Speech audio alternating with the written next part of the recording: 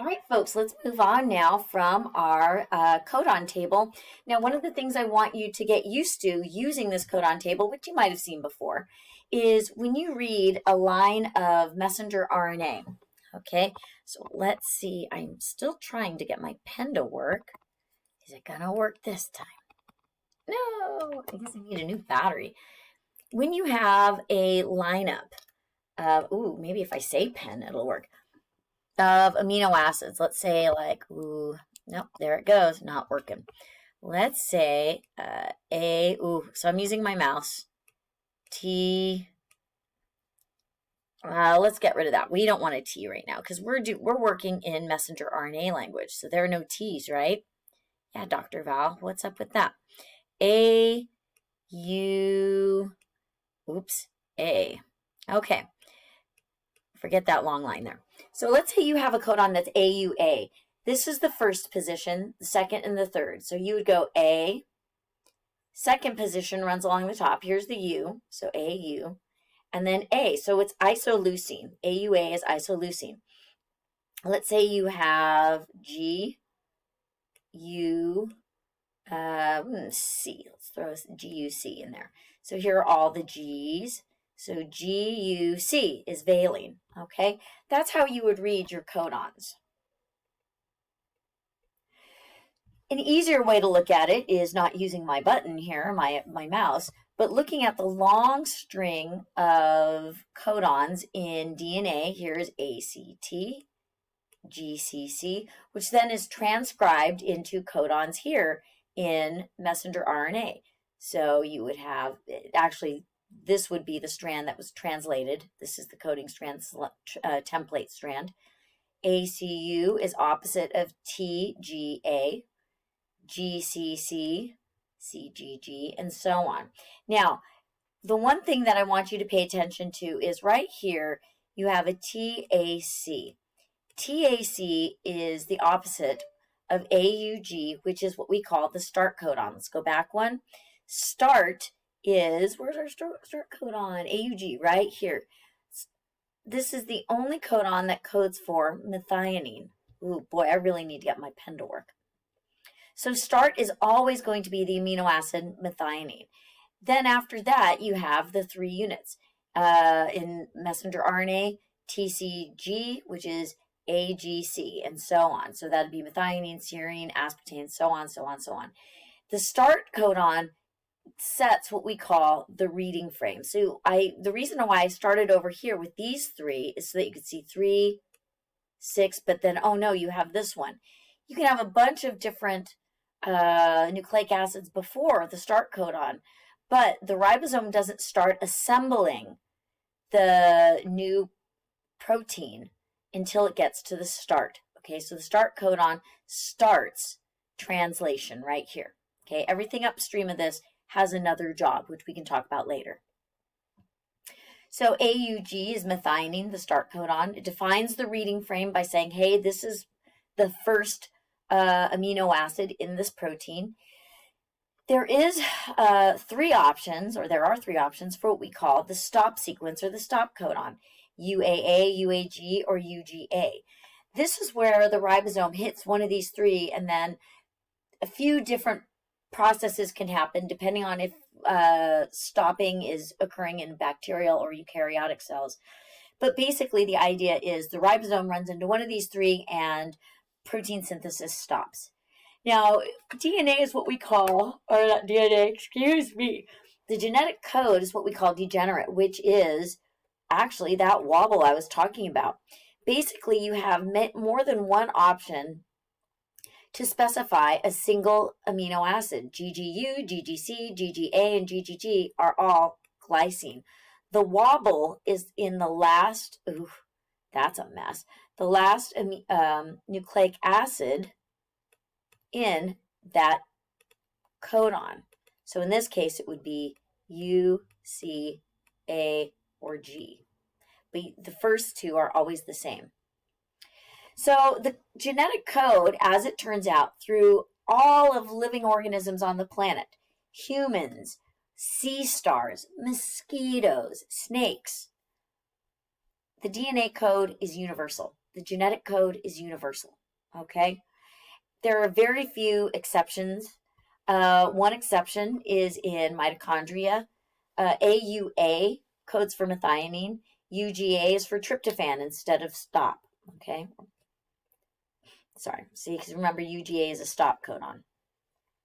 Selenocysteine is a 21st amino acid that's not really usually found in most organisms. They are found, it is found sometimes in some organisms that have specific enzymes having to do with redox reactions. Don't worry about that. And then there's also UGA, which is normally a stop, but it codes for this cytosine. I'm sorry, my throat's really sore right now. And then the pyrolysine is this 22nd amino acid. Also, well, it's not found in mitochondria. These are found in methane-producing archaea. And the reason why it's pyrolysine is these things live in really high temperatures, and they use UGA to code for their pyrolysine, which is also, again, normally a stop in most eukaryotic and prokaryotic cells. So here are the exceptions to the genetic code. You can find this in table 15.2 in your book. So what happens once the polypeptide chain is made? So poly means many, peptide means, kind of small protein or small subunits. The polypeptide synthesis actually occurs, you got it, 5' to 3'. It occurs, it parallels the orientation of messenger RNA. We have several steps in the production of the polypeptide chain, which we'll get to, but each cycle of what we call elongation adds a new amino acid to the whole chain, the polypeptide chain, making it a little bit longer. So the polypeptide chain has what we call the N-terminus, the amino terminal, which is the first amino acid. So the first amino acid would be methionine, which is associated with the N-terminus. And the last amino acid has a carboxyl group, or COOH. So here is the carboxyl COOH on the N-terminus. Okay, I'm sorry, C-terminus. The N is on the front, the C is in the back. I meant end, but we'll just call it the C-terminus because it's carboxyl. And then the N-terminus, which has the nitrogen, which is going to interact with the C-terminus to form the peptide bond here, the nitrogenous bond. And that's the job of the ribosome. The ribosome does that. So we have, in this particular case, methionine, serine, valine, tyrosine. Each one of these peptide bonds here, or protein bonds, we usually call them peptide bonds, hold together each carbon to the adjacent nitrogen. Now, once you have that long chain of amino acids, now you have this initial protein. There are 4 levels of protein structure: the primary, secondary, tertiary, and quaternary. The primary structure is just the list of amino acids in sequence. So in this case, it'd be alanine, valine, phenylalanine, glutamate, and so forth. The secondary structure is much more interesting. The secondary structure relies upon the bonds, the weak bonds that occur between or among functional groups within each amino acid. So basically you have 2 shapes for secondary structure: an alpha helix, which looks real familiar, right? It's kind of this zigzag or helical structure. Look at that. I don't know why it's making that strange little blip off to the side. Doesn't really matter. Or a beta pleated sheet. So the alpha helix or the beta pleated sheet are the 2 types of secondary structures that a protein can take. Now, a tertiary structure happens when certain areas of the secondary structure fold around to make a 3-dimensional shape. Yes, the secondary structures are 3-dimensional, but here you may have an alpha helix, then a ribbon, and then a beta pleated sheet, and then another ribbon, beta pleated sheet, and so forth. Here's your N-terminus, or the top, or the front, right? That'd be 5'. And then your C-terminus, the end. Now, this tertiary structure can fit into another molecule or another protein that has a tertiary structure. They can bond together, and that turns into the quaternary structure, when you have more than one tertiary structure participating to form a molecule, okay? or a whole protein. This is the case with hemoglobin. Hemoglobin has 2 alpha and 2 beta subunits. So you would have like an alpha, or is it omega? It might be omega, actually. I teach a lot of different classes. I think it's alpha omega. I could be wrong, though. Oh, and I did it backwards. It's supposed to be like this. Stop it. So the alphas are opposite of each other, and the omegas are I meant to make alpha. There we go. And then here's our omega here. So they're opposite, and they're opposite. But this whole thing together makes hemoglobin. This whole thing together, up here in this example, the more nicely drawn out region, is the quaternary structure of a whole protein. So, like I said, primary structure is just the recipe. There are some proteins that assist in folding. Those are called chaperone proteins. Chaperone proteins help progress the formation of the secondary structure into the tertiary structure. So there are 20 amino acids that can form a protein. They're organized in terms of what their functional groups are. So the functional groups can also be called the radical group or an R group or a side chain. So over here, valine has a short side chain. Glycine is the simplest. It just has a hydrogen. There are nonpolar amino acids.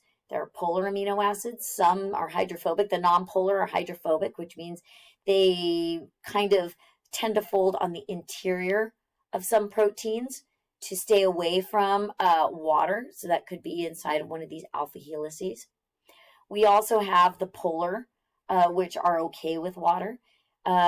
These are neutral amino acids. You have polar acidic or basic, and then some non-standard amino acids as well. Secondary structure, like I said, are the 2 main types, alpha and beta. Please cheat. And what I'm going to do is let you read through this so I can continue on with the lecture so we can finish this in a reasonable amount of time. Tertiary structure is when the three-dimensional, when there's an extra folding that the primary and secondary structures go through to make regions that have some parts of the protein that are hydrophobic. Some are going to have hydrogen bonds. Some will have van der Waals interactions. We'll look at a picture of that in a little bit. And then, of course, the quaternary structure, 2 or more polypeptides cooperating to make a quaternary structure. So how is all this figured out? We're going to wait for well, I guess I'll start in this lecture. There were several experiments done by the Nuremberg lab and then the Corona lab also that were really important in determining what the genetic code was. In other words, what was the codon that determines valine? So thanks to a whole lot of work done in the 60s, with a lot of it being done by Marshall Nuremberg, he had what he called a cell-free translation system. In other words, what he did was he took a bunch of ribosomes out of cells, a bunch of transfer RNAs, a bunch of messenger RNAs, and he stuck them together with some radio-labeled, radioactive, I mean, we call it radio-labeled, but they're very specifically radioactively labeled amino acids to figure out which synthetic RNA codes for a specific amino acid. So what he used were the what are called ribonucleoside triphosphate, RDPs, which actually makes the linkage between each RNA nucleotide from one to the next. And they didn't have a template, so they didn't know how to link these together, okay? But what they did do was they noticed that if you had 70% G and 30% U, and you mix them together, you would get, out of this codon possibility, GGG, 34% of your random polymers, your random proteins that had a given amino acid bonded to that.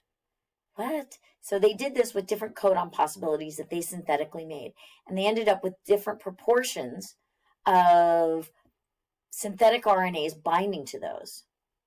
So basically what he did was he took test tubes, radio-labeled amino acids, stuck them in with specific codons, and then waited to see what stuck to what. This is the sum up of this entire experiment.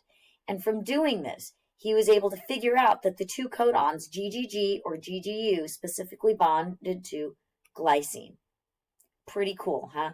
We'll look at the next part of this lecture and the next part of this experiment in just a minute.